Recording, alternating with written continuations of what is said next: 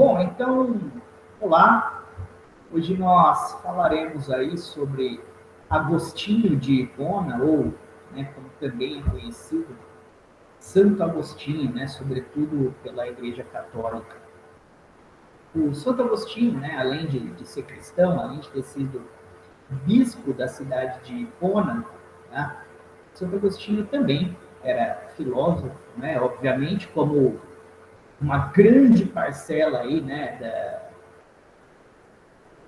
de toda a filosofia, na verdade, toda a filosofia ocidental no período medieval aí, tá? E aí Santo Agostinho é do século IV, tá? Então toda a filosofia durante o período medieval, ela se desenvolve, tá? Dentro da Igreja Católica, porque a Igreja Católica substitui Roma, digamos assim, como o centro do poder da Europa, tá? E obviamente a Igreja Católica passa a exercer um poder centralizador, sobretudo em termos ideológicos, religiosos, mas um pouco militar também, um pouco de território, tá? E muito político, tá? Muito poder político, né? Nesse momento que a Igreja, o Império Romano ruía, né? Então a Igreja Católica se colocava aí como a imagem central, né? Em Roma, na Europa, tá? Então, é nesse contexto aí do fim do Império Romano que o Santo Agostinho, ou o Agostinho de Hipona, viveu, tá? E é nesse contexto, então, que ele vai escrever aí, o Santo Agostinho escreve muito, né? Mais de 250 obras, mais de 200 cartas, enfim. Ele é bastante responsável, né, por difundir o cristianismo por diversos lugares aí da Europa e nos entornos do Mediterrâneo, né, o Agostinho de Hipona, ou o Santo Agostinho, ele é considerado aí um dos doutores, né, ou o doutor da Igreja Católica, por assim dizer. Então, nesse momento que ela se estruturava mesmo como uma instituição, tá? E aí o Santo Agostinho ele tem um papel bastante relevante. Bom, o Agostinho de Hipona, óbvio que muito pela determinação do tempo que viveu, também pela determinação de conhecimento de filosofia da época, tá? O Santo Agostinho ele é muito influenciado pela filosofia platônica, né? Pelo idealismo platônico. Então, muito do que Agostinho de Hipona desenvolve em sua filosofia, tá? Nós conseguimos notar claramente aí uma grande influência da filosofia do idealismo platônico em suas ideias. Bom, o Agostinho de Hipona, tá, pessoal? Uma de suas principais obras aí, que é Confissões, em que ele vai falar sobre Deus, sobre livre-arbítrio, vai falar sobre fé, sobre a existência do bem e do mal, tá? Vai falar sobre espírito, alma, no sentido de consciência, tá? Vai tratar uma série de temáticas nesse sentido, tá? Bom, então, quanto à consciência, tá? O Agostinho de Hipona, ele entende, assim como parecido com Platão, ele entende que a consciência, que a nossa razão, ela é reminiscente, tá? O que quer dizer esse termo reminiscência? Nós temos uma consciência que tem um conhecimento muito grande, e até ele utiliza a expressão, né? A nossa consciência, a nossa mente, aí, o nosso espírito, a nossa alma, tá? É um palácio, tá? É um palácio muito gigantesco, muito suntuoso, em que nós não conseguimos ter acesso à sua totalidade, ou à totalidade do seu interior. Então, o Agostinho de Hipona ele vai entender que nós carregamos muitos conhecimentos na nossa consciência, tá? Aos quais não são simples de serem acessados. Tá? Então, era como se ele estivesse dizendo que a alma, o espírito, ele guarda, tá, uma quantidade imensa de conhecimentos, mas que a gente não consegue ter acesso. Tá? E a gente não consegue ter acesso porque nós estamos nesse mundo sensível. Né? Então, a nossa alma, o nosso espírito, ele a nossa consciência, a nossa alma, o nosso espírito, ele tem uma relação divina, tá? Ele é algo divinizado, enquanto o nosso corpo, a matéria, que é sensível, que está no mundo da matéria, né, é limitado por essa matéria. Então, não consegue acessar com facilidade. Só que aí, o Agostinho de Hipona, ele entende que o acesso a essa consciência, a esse conhecimento, né, que vive no interior desse palácio, né, como ele diz, no interior do palácio do espírito, da alma, né, ele só pode ser acessado a partir da transcendência, né? Transcender algo é ultrapassar, é extrapolar, extravasar algo, né? No sentido de quebrar barreiras e limites, né? Então, a transcendência da alma, tá? É o que permitiria o acesso. E aí ele diz o seguinte, que todos os seres, eles nascem com uma capacidade de amar, e essa capacidade de amar é divina. Só que como nós estamos num corpo material, num corpo físico, tá? Num primeiro momento nós tendemos a direcionar os nossos desejos, o nosso amor, que é divino, que faz parte da nossa alma, tá?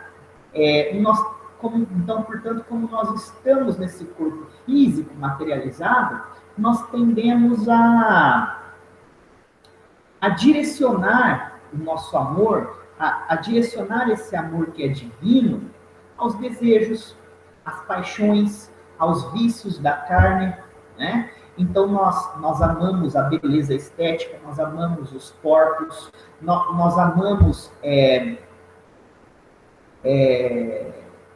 aquilo que traz conforto para o nosso corpo, tudo aquilo que traz prazer e conforto para o nosso corpo, nós tendemos a amar, mas ele vai dizer que isso não é o verdadeiro amor, que isso não é o amor divino, tá? Mas é uma característica do amor divino. Quer dizer, então se nós temos a capacidade de amar as coisas sensíveis que estão no mundo físico, nós precisamos então buscar uma transcendência, ultrapassar essa barreira do físico através do nosso espírito, através da busca de uma busca interior por uma elevação da nossa alma, né, para que a gente possa atingir o verdadeiro amor, para que a gente possa atingir o amor que é divinizado, o amor que faz parte dessa consciência, dessa alma, desse espírito, que faz parte da razão. E esse amor, ele está diretamente ligado ao amor divino, ao amor a Deus, né? Então, o amor é algo reminiscente também, quer dizer, é algo que está lá dentro de nós. Só que como nós somos limitados, como se nós estivéssemos dentro de uma caixinha, né? Que é o nosso corpo, então a gente tende a amar as coisas que o nosso corpo toca, né? Aos prazeres que sentimos. Só que ele diz que se o ser humano passa a olhar para si, passa a vasculhar, a desvendar esse palácio inconsciente, né, ou esse palácio da consciência, que é a nossa alma, a nossa espiritualidade, nós podemos transcender e atingir, né, esse amor divino, esse amor da alma, de fato, que é ligado a Deus. Tá? E ele vai dizer que isso é a fé. Tá? Que a fé, ela reside nessa busca pessoal, no interior desse nosso palácio, da nossa alma, do nosso espírito, da nossa consciência, tá? Que é divina, é uma busca pessoal, tá? Que tende a ser transcendente, que tende a quebrar as barreiras físicas. E isso é o que ele vai chamar de fé. Tá? E é isso, para ele, né? Que é o sentido de Deus ou a busca por Deus. E é isso, basicamente, que pode trazer alegria ao ser humano, quando ele consegue dominar as suas paixões, os seus vícios, as suas sensibilidades materiais e físicas. É quando a sua busca interior é quando o seu consciente, é quando esse vasculhar desse palácio do espírito e da alma, ele consegue ultrapassar aí as barreiras do corpo físico e das vontades e dos desejos e das paixões, né, das paixões físicas. E aí então atinge-se um estado mais divino, de um amor mais divino. Tá? Então isso é a fé. Essa é a busca por Deus. Tanto que o Agostinho de Hipona vai dizer, olha, isso é um movimento de todos. Todos, porque todos nós nascemos num corpo carnal, num corpo material. E aí é, por isso todos passam por essa busca transcendente, ou pelo menos esse é o caminho que todos deveriam percorrer, porque esse é o caminho, né, de dominar esse corpo material, os desejos desse corpo material, que pode te levar à verdadeira felicidade, que é esse amor divino. Tá? Tanto que o Santo Agostinho vai falar, olha, o homem santo, tá, não é aquele que nunca cometeu pecados, mas pelo contrário, é aquele que superou os pecados. Tá? Então ele vai dizer que a santidade não reside numa abstinência. A santidade não tem a ver com uma abstinência, não tem a ver com uma castidade, uma, uma, uma, uma imaculação, né, perene. Mas não, a santidade tem a ver com essa caminhada, né, nessa jornada interior para vasculhar o palácio da alma e do espírito que transcende, que consegue dominar aí a matéria, consegue dominar os desejos, as paixões da carne, atinge a felicidade e assim atinge o amor divino. Então, o homem santo, a pessoa que é santa, o santo, ele atinge esse grau não porque não cometeu pecados, mas porque dominou os seus pecados, mas porque transcendeu os seus pecados, porque dominou as suas paixões, os seus desejos, os vícios da carne. Esse é o verdadeiro homem santo. Tá? É aquele que consegue ter o verdadeiro domínio de si. Consegue entender? E aí, até dentro disso, o Agostinho de Hipona ele entende que dentro do ser humano, tá, existe luz e existe trevas. Só que Deus é um ser que Deus é um ser apenas de luz. Em Deus existe apenas luz, tá? Trevas e luz, elas fazem parte do ser humano. Agora, quando o ser humano começa esse caminho de transcendência, as trevas são controladas, são dominadas, e aí o ser humano se ilumina cada vez mais. E quando se ilumina cada vez mais, óbvio que ele se aproxima de Deus, que é luz constante, que é apenas luz. Tá?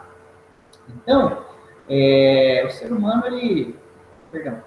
o Agostinho de Hipona, aí dentro disso, ele também vai propor uma reflexão acerca do tempo, tá? Sobre o que é o tempo.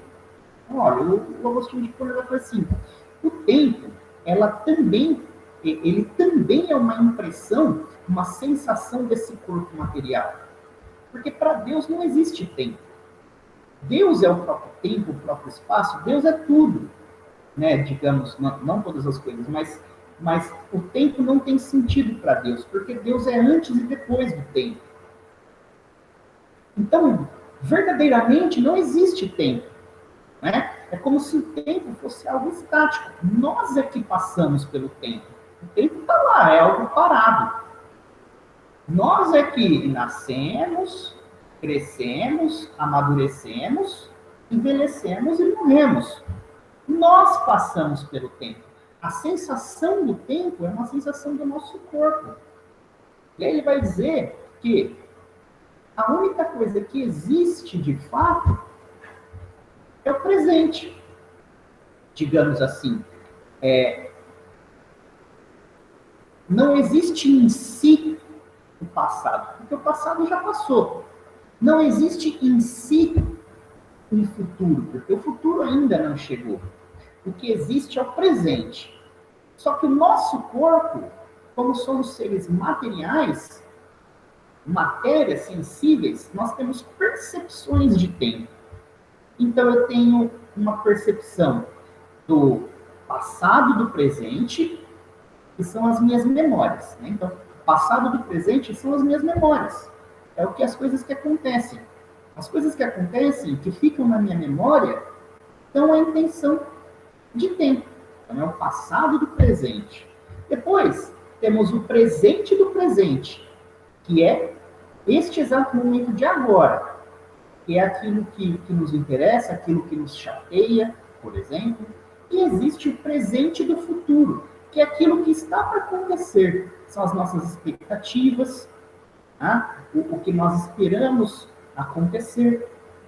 Consegue entender? Então, o tempo, como a gente acredita que existe, ele não existe. O que existe é essa nossa percepção, que é de um presente do passado, de um presente do presente e de um presente do futuro. Né? O presente do passado é isso que são as memórias. Então, o acúmulo das memórias dão a sensação de tempo. O presente do presente, que é aquilo que nós estamos fazendo e o que nos interessa e o que não nos interessa, é o presente do presente. E o presente do futuro, é aquilo que nós estamos esperando, é a expectativa.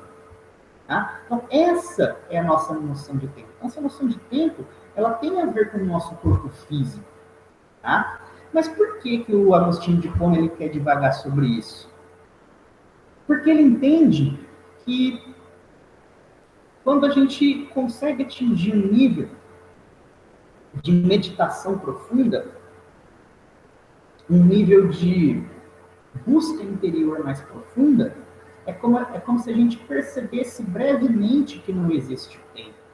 E aí é quando você percebe que não existe tempo que você consegue se conectar de alguma forma com Deus. Por quê? Tudo que existe dentro do tempo que a gente percebe são as nossas necessidades materiais. Quando a gente descola dessa percepção do tempo material, essas necessidades não têm tanto sentido. Porque se Deus é atemporal, pensem, se Deus é atemporal, ele nada relativo a Deus está nessa percepção do tempo material. Então, logo, todas essas necessidades físicas, sensíveis, materiais, também não têm muito sentido. Então, quando você se eleva acima da matéria, a sua noção de tempo, ela esvazia-se. E esse esvaziamento do tempo faz com que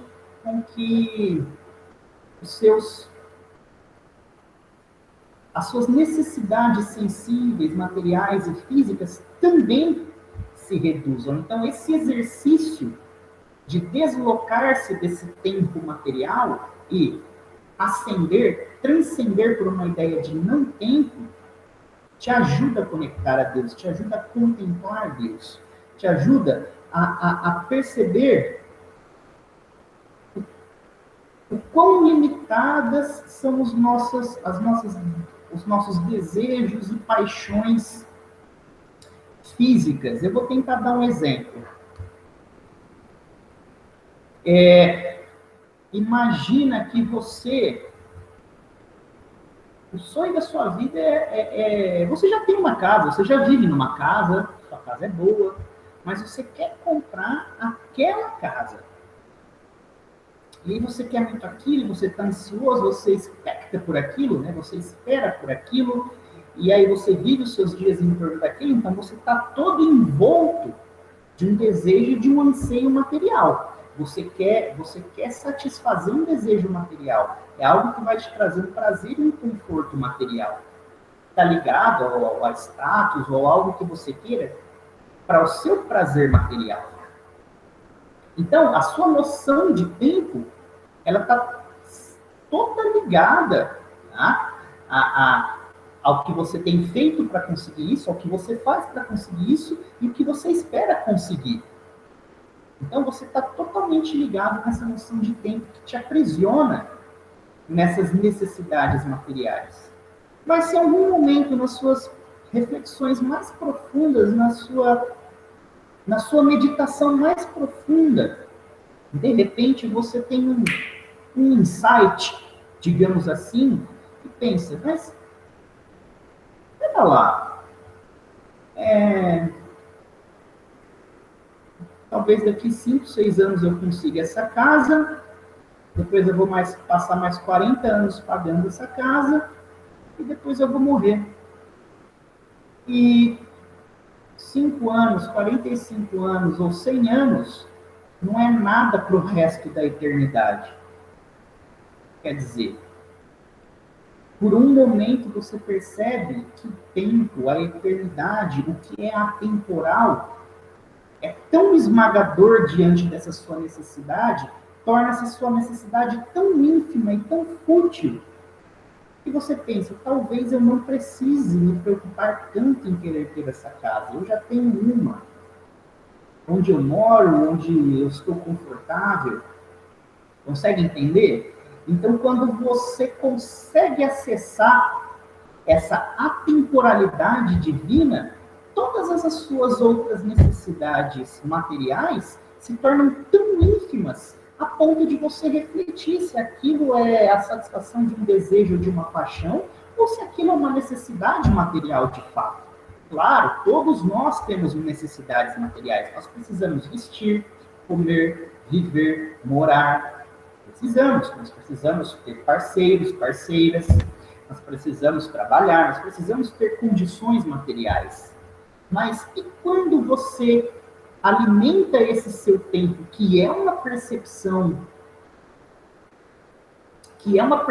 material, quando você associa esse seu tempo, que é uma percepção material, à obtenção, à satisfação desses desejos tão temporários e tão pequenos diante da atemporalidade divina, aquilo se torna esmagadoramente pequeno. Consegue entender? Então, esse é um sentido de transcendência para Agostinho de Hipona, quando você, por essa busca interior, tá, você consegue acessar dentro de si a reminiscência da atemporalidade. A ideia de que não existe um tempo necessariamente, de que o tempo está 100% associado à nossa noção física, material, porque o nosso corpo, ele tem prazo de validade. Logo, nós entendemos que existe um tempo que passa. Mas, diante da eternidade, não é nada. Todas as coisas que estão nesse espaço de tempo de 50, 60, 70, 80, 90 anos que nós vivemos, a eternidade é esmagadoramente insignificante. Logo, todas essas paixões, esses vícios, esses desejos da carne, o são também. Tá? Então, sobre o Agostinho de Hipona, pessoal, é isso que eu gostaria de deixar para vocês aí.